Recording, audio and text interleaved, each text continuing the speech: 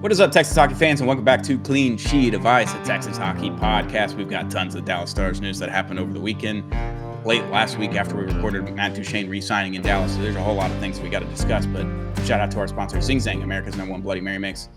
We love Zing Zang. We're zinging responsibly this whole summer with blazing Bloody Mary Mix, regular Bloody Mary Mix, ready-to-drink cans from Zing Zang, America's #1 Bloody Mary Mix. And shout out to Prize Picks. Use code Apollo when you sign up and give it to $100 match on your first deposit. Prize Picks is a daily fantasy app. It's not sports betting. I'm your host, Stone Strankman, joined always by Dom Garcia. How we doing, bud?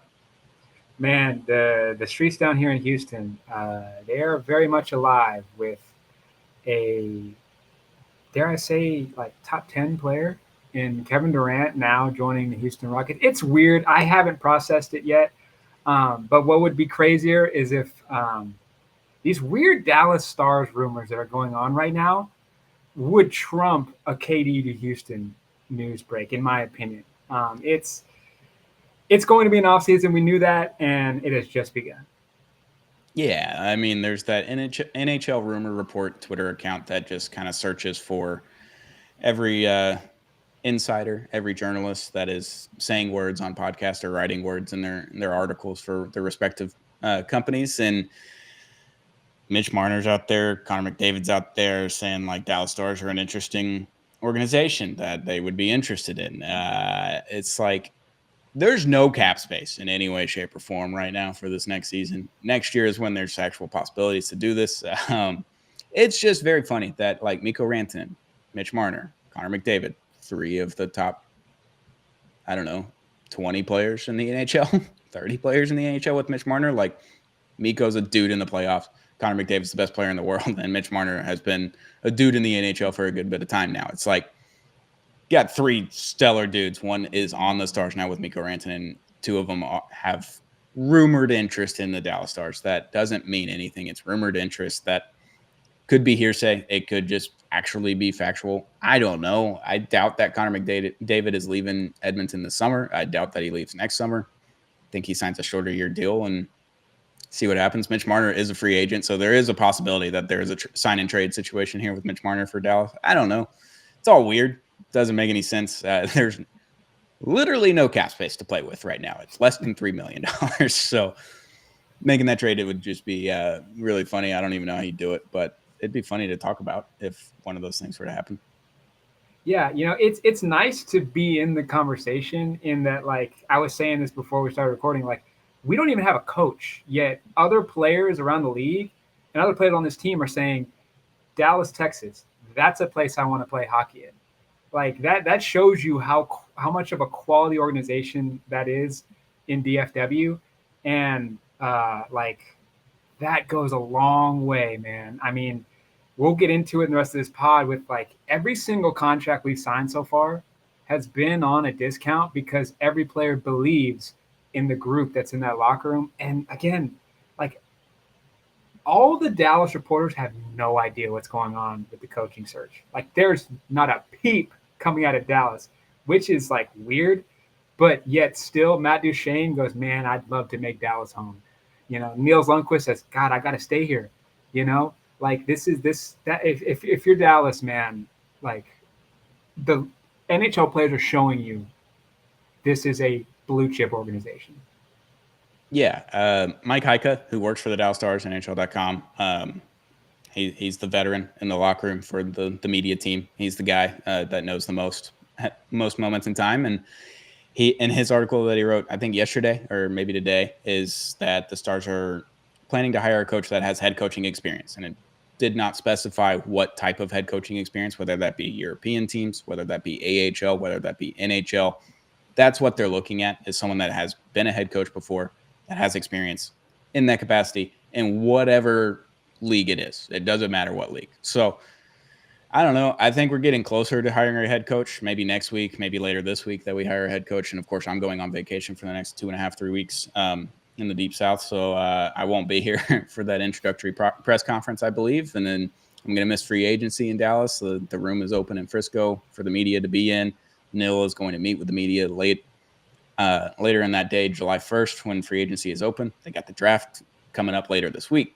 Got all kinds of things going on. Of course, I'm leaving town on my scheduled summer vacation. But before we get into more rumors and head coaching search. We got a lot of moves that were made last week. So Matt Duchene obviously signed for 4 years, $4.5 million per year AAV.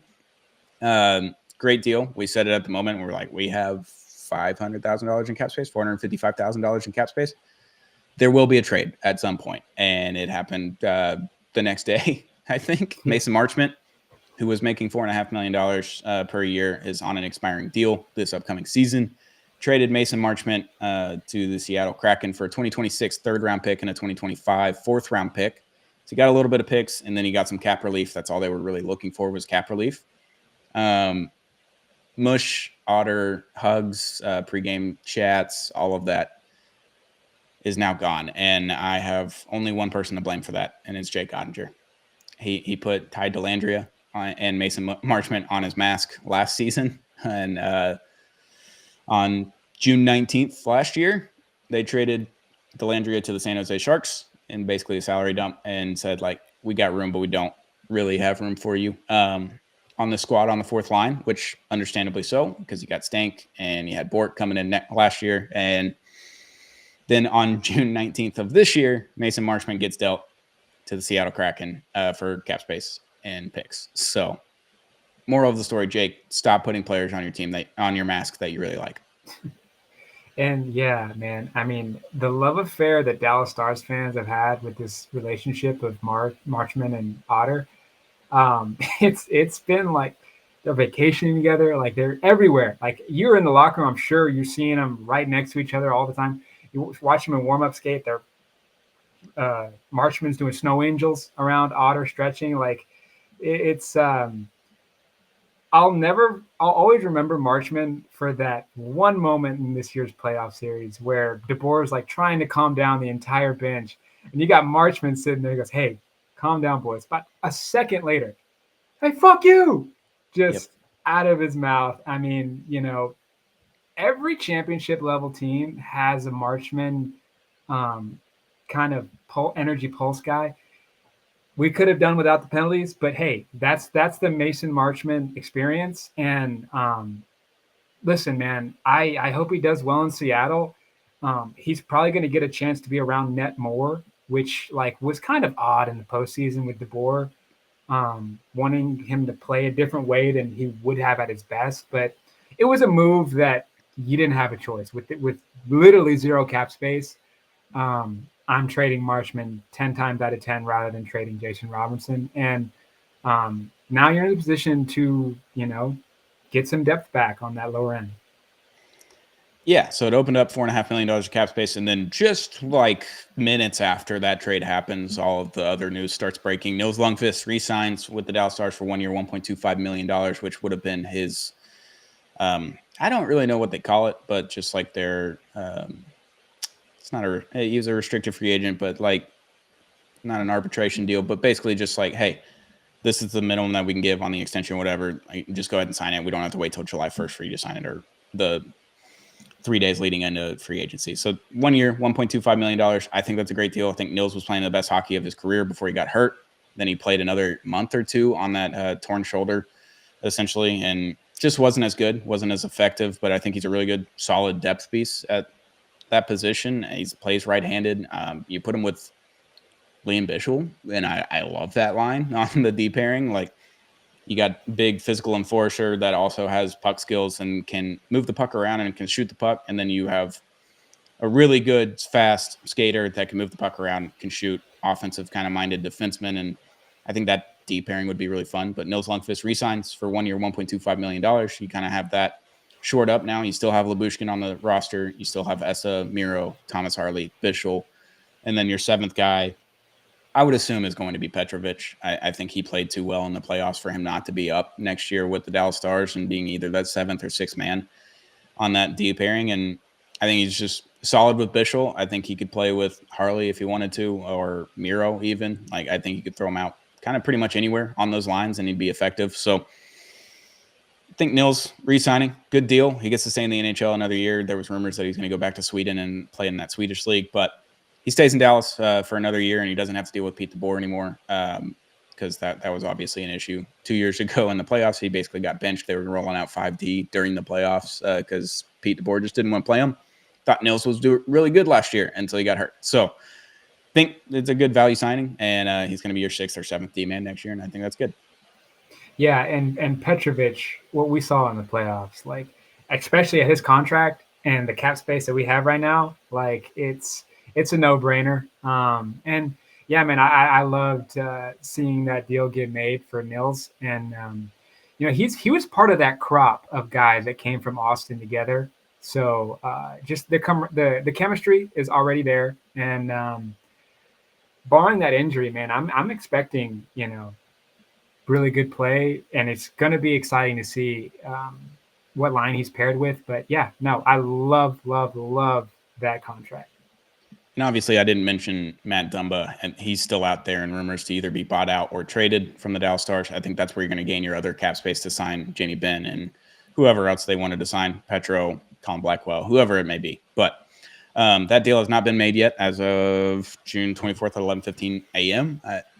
I would assume it's going to happen before free agency starts, maybe even before the draft starts. We'll see what happens. Apparently, they were on the buyout market for him. They were looking to buy him out, and then all of a sudden there was potential trades. So still looking at that. If they're able to get off of Dumba's contract for next year, he's going to be a UFA next summer, so it would be another salary dump just like Mason Marchment. You're probably not getting anything of significance back, but you gain cap space to get Jamie Benn and Colin Blackwell or Petrovic or whoever it may be. The other big signing that they made basically right after Mason Marchment, right after Nils Lundkvist was announced, was Mavrik Bourque. 1 year, $950,000 AAV for next year. He's still going to be an RFA after that, I believe. So hell of a steal for Mavrik Bourque, who could potentially give you 60 points next year, maybe more, depending on what line he plays on and what his role is with the team, with the new coach and the systems and all that kind of stuff. Mavrik Bourque's a solid player. I think he excelled this year in a lot of spots. I think he was kind of up and down, a little bit streaky, but getting him for $950,000, when me and Sam Nessa were talking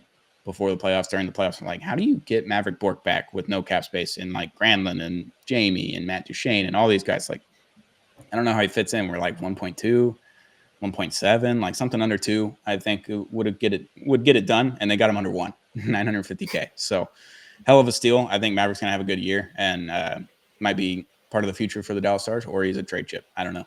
We'll see. Yeah, after this series, I started following a few Avs fans, or after the postseason, and when they saw that signing, they were like, "Jesus Christ, what is Jim Nils selling down there in Dallas? Like, how? Like." But I will say this though, like after this season, it's kind of with my mentality with Duchene, and luckily we got Duchene back. But I thought like Duchene's going to help us get really as close as we can to a cup, and he'll probably get a bag somewhere else.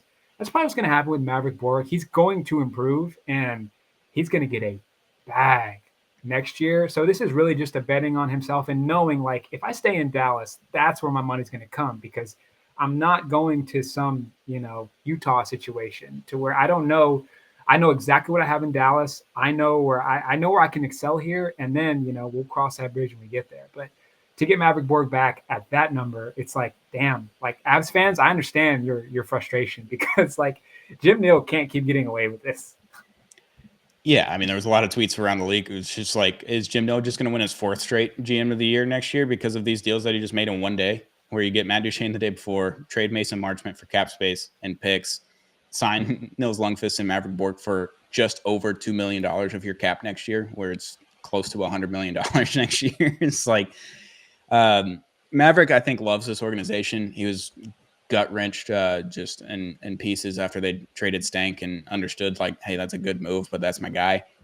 And he didn't like that the news got out that Stank was possibly in that trade, and he knows that didn't come from his organization. So I think he's got a lot of love for the organization. I think he's got a lot of love for the guys in the locker room, and I think he sees the value of staying with a cup contending team next year. And if he's able to improve and he has a really good season where he scores 60, 70 points, which is in the realm of possibility. The kid led the AHL in scoring a couple years ago, was the MVP of the AHL before he got called up this past season. And he's a good player. I think he just has to figure out a lot of things and kind of figure out positioning and aggressiveness, because he was pretty timid the first few months of the season and kind of started getting a little bit more aggressive. I think you just got to figure out how to be consistent, and being in this locker room, that's probably the easiest way to do it. It's just being around Jason Robertson and Matt Duchene and Tyler Sagan and Mikko Rantanen now, Rupe. Like, he's got all these guys in the locker room like, hey, just shoot the puck, dude. Like, if it goes in his chest and it bounces off, like, chances are we're probably going to rebound it and get a score. So be aggressive, figure out how to score. I think he'll be able to do all those things, and especially at $950K when he was an RFA eligible for an offer sheet,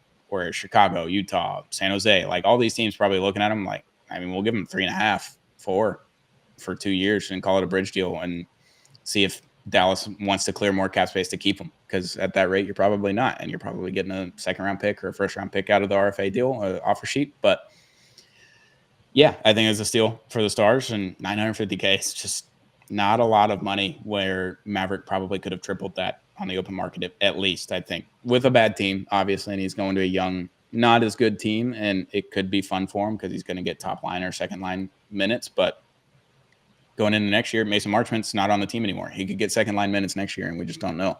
So steal of a deal. I mean, Jim Nil, I don't know what he says in those meetings. Matt Duchene was on DLLS the other week, like right after the deal happened, and he was like, yeah, I didn't have like a lot of fun in those meetings this week with Jim Nil, and then we kind of came to a number and think he's happy with it. I'm a little like less happy with the number essentially, but I'm glad to just be here in Dallas and have security for 4 years and not have to leave. Like, that was enough for me to stay. So I don't know what Jim Nil says in those meetings, and they can be pissed off for 2 days, and all of a sudden he just takes the deal at the end of the day. I don't know what he's doing. I need to learn. I need to go to the Jim Nil School of Sales to go get some sponsorships for this podcast, apparently.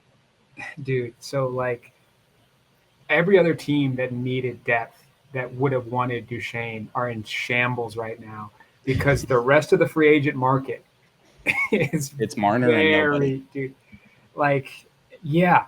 Like, and it sounds like Marner's really taking the lead on where he's going to go. Like, he's it's up in the air, because it's like, with the tax situation, will he need like the top dollar? Like, Vegas seems to be the favorite, and boy, that's very scary if he does end up in Vegas.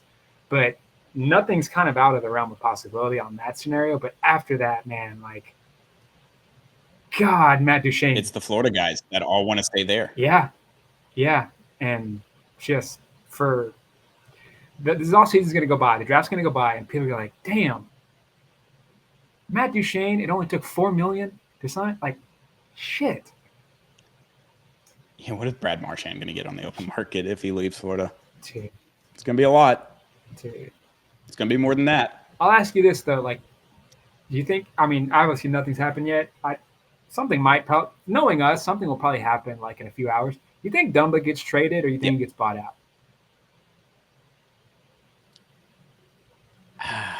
It's tough. It's just, I'm looking at Twitter notifications right now just to make sure we didn't miss anything. Yeah, the Dumba situation is crazy tough, because, like, can you get a 5th-round pick for him in a salary dump situation to a team that needs a D-man that isn't competing right now, that's going to go in their top 4 and just play roughly 82 games next year? It's like, can you play 70 games? Can you give us that for a season? There's teams out there that would do it. Or is he a part of a bigger deal where it's Robo and Dumba for Mitch Marner in a sign-and trade? Like, that's also a possibility. I would lean, as of right now, June 24th, that he is going to be traded for nothing, essentially, a 5th-round pick. I don't even know if there is a 6th round in the NHL draft anymore, but something like that. It's like a future 5th-round pick where it doesn't hit till 2027, and the team's just like, we'll give you a solid. Here you go. We'll take that $3 million off the books for you for a season. Here's your 5th-round pick, because we need a defenseman that just kind of fills the void. We don't have to worry about free agency. Don't have to go overpay for somebody in a cap that's expanding and people are wanting more money. You've already got them locked in. We'll do that. And that's where I'm at with that. And if that doesn't happen in the next 2 weeks, call it, I would assume that he's going to be bought out so they can fill Jamie Benn's contract, essentially. Yeah, I mean, it's been some years, but I think when Dumba got to Arizona after Minnesota, I think that was kind of the similar scenario where Arizona was like, hey, like, you know, he's been around the NHL a long time, and he could definitely help our guys. And, you know, our concern isn't spending towards the cap anyway. So, which, you know, if you're a team, like, I don't hate, like, I know his contract's crazy for a contender like Dallas, but, like, the way Dumbo was able to help Liam Bichel this year, like there is value there. And Liam Bichel, man, was he's been my treat of this entire season. Like I can't wait to see him develop in a few years. Yeah, and Bichel, when he came up for good, he was with Dumba until the playoffs. And when they called Petrovic up, they went one game, I think, with Dumba, and they were like, yep, we're going Petro. Petro and Leon just had all that chemistry that they built in the AHL, and it was easier for him to play in the playoffs with a guy that he trusted and he knew exactly where he was going to be. Him and Dumba were still kind of learning those things, but I thought Dumba was fine with Bichel. I thought that D pairing was pretty good in the regular season. Obviously, playoffs is a different game, and Pete DeBoer is going to do what Pete DeBoer did, and now you don't have to worry about him anymore with DeBoer, and you just got to worry about what the new coach wants. And if it's not Dumba, then it's going to be Petro. And if you're able to get off of Dumba's contract, free up even more money, then you're looking at a situation where like, all right, Jamie, you can get 2 plus bonuses, and then Colin Blackwell and Petro, like, welcome back to the squad. We're going to run it back and without Mush, and it looks a little bit different, but it's much more of the same. Mavrik Bourque has an elevated role. Mikko Rantanen full season. See if he can knock out a Robo and a Harley extension in the offseason come August, September into training camp. And if you're able to knock those things out, then you're set next year. Like, then you still have $10 million of cap space, and you got all these things that you can do the next season. But this year is all the tricky ones, like we've said. Dumba is kind of like the last domino of the trickiness. Like, if he's ends up getting traded, then you're home free. Basically, you're able to do all these deals, and you can trust Bichel. He's going to be in an elevated role. He's going to play 80 games next year, and barring injury and all that kind of stuff. So, yeah, I think you do that trade. And if it's on the market and you can go get a draft pick for him, or even a 7th D-man for $1 million or $2 million a year, I think you do it. You free up $1 million of cap space. You get a serviceable D-man. Call it a day. So we'll see with Dumba. I just – nothing's been said about it in a few days now, so I'm just awaiting that press release from the Dallas Stars email that hits right before it goes on Twitter. So it's going to happen, and I'm going to be on the road, and I'm going to be driving for 10 hours a day, and I'm not going to be able to see it for several hours, and then I'm going to see it, and I'm like, oh, shit, we did that. All right, cool. So we'll see. Yeah, I just, my fandom of Matt Dumba started when I was 10 years old, and I hope he plays just 2 more seasons because I would love to see Dumba wear a Houston sweater one more time. Be a good time. Be a good time. He's a serviceable D-man. Yeah. He can be on your bottom 2 D pairings. On a bad team, he can be on your top 2 D pairings. Like, he can do all of those things for you and be really decent for you. A decent squad or bad squad or whatever it is. So I hope he stays. I like Matt Dumba. We talked to him in the locker room a bunch. But I understand that he's the one that you got to move because he's a UFA at the end of next summer, and it's the easiest contract to move and get off of. So we'll see what happens with that. And the last piece of news that we got from the Dallas Stars, probably the day after all these deals or a couple days after, is Steve Spott, who ran the power play for the Dallas Stars, where Stars fans are just the worst when it came to the coaching staff last year. Spott is a really good power play coach. I just want that out there. I think he's pretty solid. We hit a top 5 power play and penalty kill over the last 3 seasons or so. Steve Spott is a part of that and a reason of it. But he's Pete DeBoer's right-hand man. Has always been. Pete DeBoer is not going to get hired because there's no other coaching spots that need to be filled this year unless someone fires someone and hires Pete DeBoer. So Steve Spott leaves for Boston, basically for the same position up in Boston, gets to keep working. And Jim Nils did say at his media availability after Pete DeBoer got fired is that the rest of the coaching staff is under contract for 1 more year. The plan is to keep him back. That was his public statement. Obviously, things have changed, and there was a report yesterday, maybe the day after or day before, but not the case. That was not the closed door situation going on, is that Jim Nils said, hey, thank you for your service. You can go find another job if you would like to, because we're probably not going to bring you back next year. So that's how he ends up in Boston. I know a lot of Stars fans are excited about it. I'm just now curious to see what happens with the rest of the staff, 1, and 2, who ends up getting hired, who gets brought in for that assistant power play job. And it'll be different next year, which I think we needed different. Obviously, we're doing the same thing 3 years in a row, going to the Western Conference Finals and losing. Needed to do something different, and if Spott and DeBoer are going to help change that by leaving, then I'm all for that. I would love to be in the Stanley Cup Final next year. Yeah, no, and especially like with that specific job, it's like next year is going to be so huge because Miro Heiskanen is one of the best defensemen on planet Earth, but Thomas Harley running that power play, boy, was that nice. And those are decisions you're going to have to make now with both of them finally being healthy going into next season. And man, this is such a great organization. It always feels weird losing anybody. So Spot has a reputation across the league to where like it was, even though Stars fans didn't like the on ice experience of the power play, man, it sounded like the players loved him. And like you said, though, this is probably a change that's going to be needed. And hopefully this gets us towards a new coach because by the week, I get very weary that like no news is breaking about this situation. I really thought by the end of last week that we would have a coach, but Jim Nils takes his time. He wants to do what's right for the organization. He wants to make the guys in the locker room happy. He wants to make the organization happy. He wants to go win hockey games at the end of the day. And if it takes him an extra week or 2 more weeks or 3 more weeks, like I would assume before the end of next week where we're hitting free agency that we have a head coach. But I'm not counting out that Jim Nils just like, look, I'm going to go sign whoever I want to sign. I'm going to build this team and then I'm going to hire the coach after. It's a real possibility. I don't know. I trust Jim Nils with my life at this point. So I know he signed Matt Dumba and Labushkin to bigger deals than they needed to be. And he made that trade for Nils Lundkvist where it was a first-round pick for a guy that hasn't really lived up to the hype of a first-round pick so far. But then you make the Mikko Rantanen deal. You get Matt Duchene back after 2 years of $3 million deals for $4.5 million deals where he's a point-per-game player. You're going to get Jimmy Benn on a deal that's so small that it's not even going to like show up on the cap sheet. Like he's going to be towards the bottom of it. And you trade Mush for cap space and a 3rd and a 4th-round pick. It's like I can't disagree with anything that he's doing right now. I do all the same things. If I'm on NHL 25 right now on my PlayStation, like I'm doing all the same things, figuring it out that way. Yeah. I mean, if the rumors are true that in the new CBA, 8-year contracts are going away, Wyatt Johnston's contract will be the best contract in all of hockey.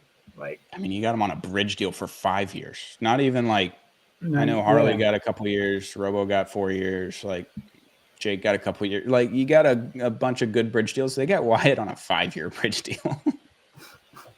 And Mikko's already locked up for 8. Miro was locked up for 8.